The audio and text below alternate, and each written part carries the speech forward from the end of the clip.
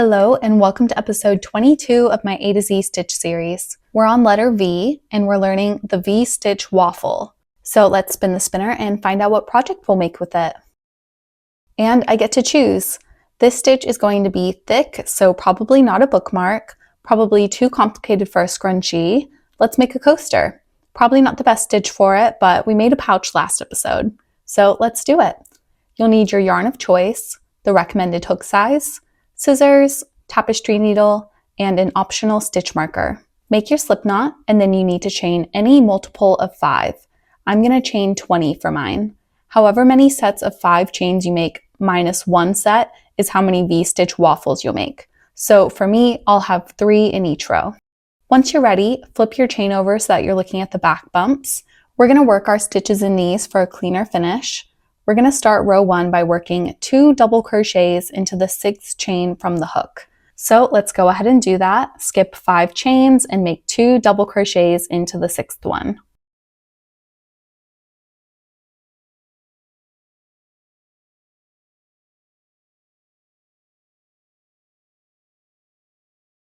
Perfect, and now chain 1, and then we'll work 2 double crochets into the very next chain.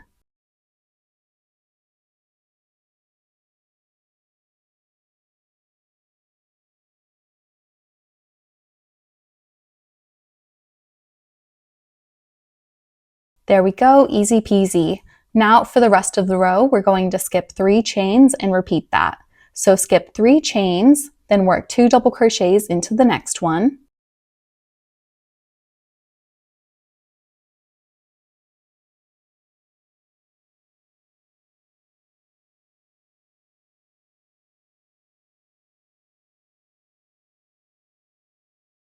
Don't forget to chain 1. And then work 2 double crochets into the next chain.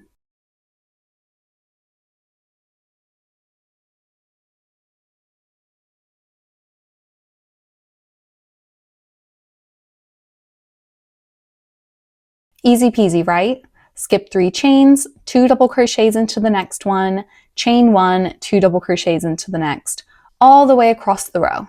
I'll meet you at the end where you should have 3 chains remaining.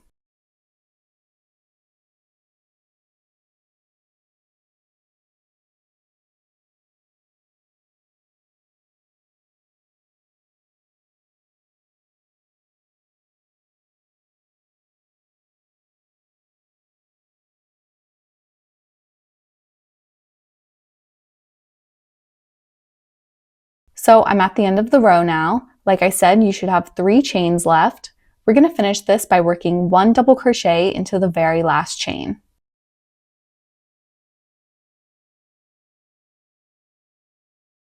And that's row 1. So cute. Once you're done, then you can turn your work. Row 2. We're going to be repeating this row over and over until you're happy. So begin by chaining 3, and this does count as a stitch. So I'm going to explain what we're doing first, and then we'll do it together. We're going to make a front post double crochet around the 2nd double crochet. Then we'll make a double crochet, chain 1, and double crochet again into this chain 1 space between the double crochets. Then we'll make another front post double crochet around this next inner double crochet. And we'll do that all the way across the row. So let's do that together. We're going to make a front post double crochet first. So yarn over, insert your hook between the 2 double crochets, and bring it out on the other side of the stitch. Yarn over and pull it back through. Then finish like a normal double crochet. Yarn over and pull through 2 loops. Yarn over again and pull through the final 2 loops.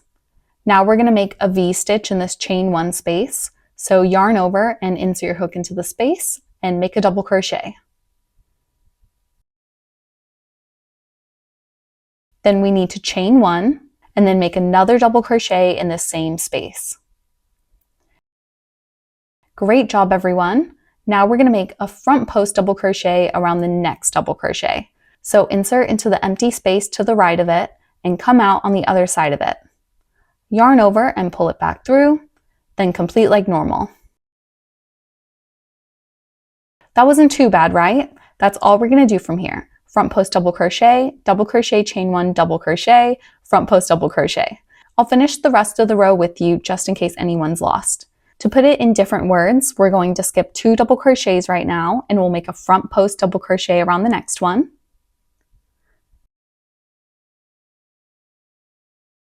Perfect, and then double crochet, chain 1, double crochet in the chain space.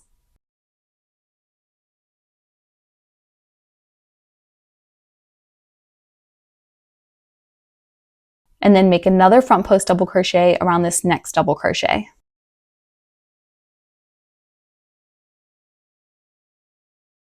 And I have one more to do, so I'm going to be quiet now and I'm just going to show you.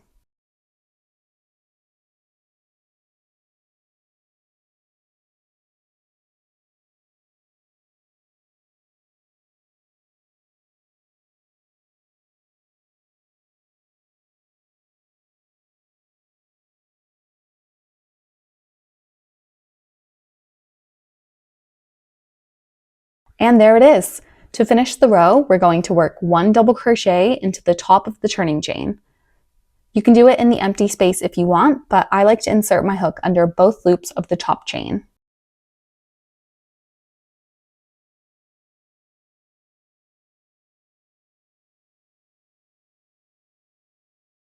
And there we go, row 2 done. Continue repeating this row over and over again until you're happy with your project. And next, I'll meet you with the finished coaster and I'll weave in the ends while we talk about the stitch and ideas for it. So here's my coaster. I ended up making 4 rows for mine. Before I start weaving in the ends and yapping, this stitch is perfectly reversible. There's no right or wrong side. So choose either side and then weave both ends on that side. So let's talk about the easiness of the stitch first. This is one of those deceiving stitches that looks so complicated, but turns out to be an easy peasy, mindless 1-row repeat. If you can front post double crochet, then it should be super easy to pick up. I was so pleasantly surprised by this stitch. Now, cuteness, is it cute? I think so. I was expecting it to look a little more waffly, but it's still a fun twist on the V-stitch. It looks so intricate. I think that this is probably one of the prettiest stitches I've learned. I think that the yarn helps it. Something about the cream makes it look really elegant. So will I reuse or retire this stitch? I'd like to use it again. It would just take the right project. This is such a unique stitch in that it's airy but also really thick, so you'd have to really plan it out. So what are some projects that you can make with it? I won't lie, I'm struggling to think of many. A scarf with this stitch would be beautiful. You could make a lovely blanket or throw with it. Maybe a tea towel, maybe a Kindle sleeve. I'd be a little worried to keep breakable electronics in a sleeve made of this though, just because of the gaps. A cardigan or a sweater would be a great idea, especially in the winter. Since it's so thick, I wouldn't use it for a top, skirt, dress, or anything like that, but maybe you could add it in as like cute little detail somewhere. I like the idea of using this for a headband or maybe hand warmers. I don't know, I'm really drawing a blank. So if you're still watching, let me know down in the comments what you're making or would make with it.